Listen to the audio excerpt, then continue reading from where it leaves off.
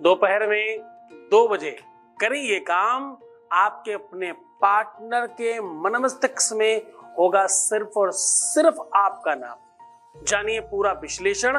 दोपहर में बच्चों को घर से बाहर नहीं जाने दिया जाता। दोपहर में कहते हैं कि बाहर की हवाएं थोड़ी तेज हो जाती हैं। मैं बात कर रहा हूं परालौकिक शक्तियों की। कुछ स्पेशल होता है उस टाइम पर। पूरा का पूरा विश्लेषण बता रहा हूं।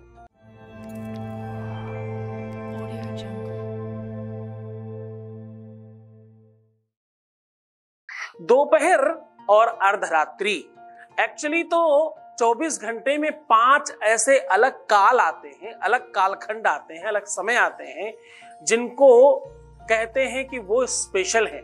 इसलिए मुस्लिम 5 वक्त की नमाज पढ़ते हैं और हिंदू 5 टाइम पूजा करता है। जो प्रबल हिंदू हैं, जो हिंदुत्व को समझते हैं, जो ब्राह्मण है, वो 5 टाइम संध्या करते हैं। 5 वो प्रहर हैं ये जो कहीं ना कहीं संधि को संसर्ग से जोड़ रहे हैं। एक चीज दूसरी चीज से मिल रही है और किसी चीज को जन्म दे रही है। ये बिल्कुल उसी प्रकार से है जैसे चूना और हल्दी आपस में मिलके लाल हो जाते हैं। यही प्रेम कहलाता है। यही वो विषय है जो प्रेम को जन्म देता है। यही वो विषय है जो 100% प्रेम को समर्पित होता है। अब बात समझिए कि अर्धरात्रि हो, 12 बजे के बाद बड़ा अजीबोगरीब समय शुरू होता है। लोगों के जहन में भी ऐसी बातें हैं। ये 12 केवल रात्रि में ही नहीं, दोपहर में भी। आपको पता है पुराने लोग अपने बच्चों को, स्त्रियों को, लड़कियों को, बच्चियों को दोपहर या रात्रि 12 बजे बाहर निकलने नहीं दिया करते थे कि नहीं बाहर मत जाओ, हवाएं चल रही हैं और बुरी चीजें हैं बाहर। तुम्हारे जीवन में जितने भी कुयोग हैं, जितनी भी वेदना है, विरह है, आपकी अशांति है, अनिद्रा है, संताप है, क्रोध है, आप अंदर से बहुत एकाकी महसूस कर रहे हैं। आपको कोई छोड़ गया है, आपका रिश्ता खराब हो रहा है, आपका लव, आपका प्यार, जहां पर भी बच्चों दिक्कत है, उन सब चीजों को ठीक करने का अद्भुत साधन दे रहा हूं आज। इसे बहुत गौर से करना। ये अपने आप में पूरा का पूरा तिलिस्म है। बस तुम इसे कर ले जाओ ठीक से, फिर तुम ही तुम हो, तुम ही जीतोगे और कोई नहीं जीत सकता।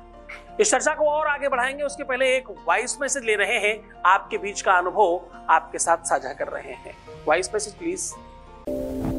प्रणाम गुरुजी। गुरुजी के चरणों में कोटि कोटि प्रणाम। गुरुजी के आशीर्वाद से मेरा प्यार मुझे फिर से वापस मिल गया है और उन्होंने मुझसे बात भी की अच्छे से और वो मिलने भी आए थे हमसे और शादी के लिए भी उन्होंने कहा है कि पापा को भेजिएगा हमारे घर मार्च अप्रैल तक। गुरुजी को कोटि कोटि प्रणाम। प्रणाम गुरुजी। बहुत बहुत धन्यवाद, बहुत साधुवाद, बहुत सारा आशीर्वाद। ये सब तुम्हारे अपने पुण्य प्रतापों का फल है। बहुत धन्यवाद तुम्हारे हर काम के लिए, तुम्हें धन्यवाद। अब आपको तरीका बताता हूं। आपको इसके लिए चाहिए हल्दी, इसके लिए चाहिए चूना और इसके लिए संभव हो सके तो बकरी का दूध, नहीं गाय का दूध भी चलेगा। इन सब चीजों को मिश्रित कर लीजिए। जैसे ही आप मिश्रित करेंगे इसका रंग प्योर लाल हो जाएगा और सुर्ख लाल हो जाएगा। आपको चूना उसी अनुपात में डालते रहना है जब तक हल्दी बिल्कुल सुर्ख रक्त के कलर की ना हो जाए, आपके ब्लड के कलर की ना हो जाए, तब तक उसे चूना उसमें बढ़ाते रहिएगा। चूना वही जो तंबाकू इत्यादि में लोग घिसके खाते हैं, उसकी बात कर रहा हूं। अब कंप्लीट बन जाने के बाद इसको थोड़ा सा हल्का गीला रखिएगा। इसमें दोनों अपने हाथ छाप करके एक कागज में दोनों हाथ छाप दीजिए।